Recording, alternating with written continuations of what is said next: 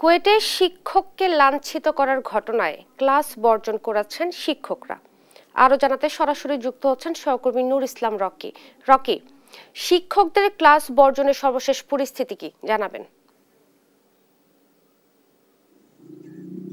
খুলনা প্রকৌশল ও প্রযুক্তি বিশ্ববিদ্যালয়ে গত 18 ফেব্রুয়ারি কিন্তু শিক্ষার্থীদের হাতেই লাঞ্ছিত হয়েছে কুয়েটের সাবেক উপাচার্য সহ বেশ কয়েকজন শিক্ষক, এবং এই শিক্ষার্থীদের বিষয়ে সুষ্ঠু তদন্ত করে ব্যবস্থা নেওয়ার দাবিতেই কিন্তু ক্লাস বর্জনের কর্মসূচি দিয়েছে কুয়েট শিক্ষক সমিতি। যার ফলশ্রুতিতে গত 4 মে কিন্তু কুয়েটে আনুষ্ঠানিকভাবে ক্লাস শুরু হলেও ক্লাসে করে নেয় কিন্তু যায়নি শিক্ষকরা।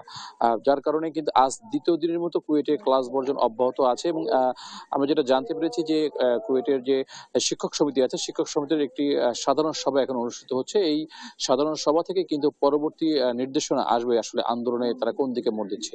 এদিকে কুয়েটের যে অন্তর্বর্তীকালীন উপাচার্য যোগদান করেছে প্রফেসর ডক্টর হযরত আলী, উনি কিন্তু গত শুক্র এবং শনিবার কয়েক দফা কিন্তু বৈঠক করেছে, এবং গত রবিবারও কিন্তু সকালে শিক্ষক সমিতির সাথে বৈঠক করেছে। তবে কোনো সমাধান কিন্তু আসলে হয়নি যে আসলে কবে নাগাদ কুয়েট ক্যাম্পাসে পুনরায় স্বস্তি ফিরে আসবে। এবং আজ সকালে কিন্তু কুয়েটের সকল ডিপার্টমেন্টের শিক্ষার্থীদের সাথে কুয়েটের যে সেন্ট্রাল অডিটোরিয়াম আছে, এই অডিটোরিয়ামে কিন্তু কুয়েটের যে অন্তর্বর্তীকালীন উপাচার্য, বিএসডব্লিউ রেজিস্ট্রার সহ বেশ কয়েকজন সকল শিক্ষার্থীদের সাথে একটি মত বিনিময় সভা করছে, এবং এটা কিন্তু এখনো চলছে।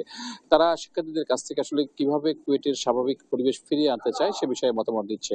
এটা ছিল খুলনা থেকে আমার কাছে সর্বশেষ সংবাদ। ইশরাত, ধন্যবাদ আপনাকে। কুয়েটে শিক্ষককে লাঞ্ছিত করার ঘটনায় ক্লাস বর্জন করেছেন শিক্ষকরা। এই ব্যাপারে বিস্তারিত জানাচ্ছিলেন সহকর্মী নূর ইসলাম রকি।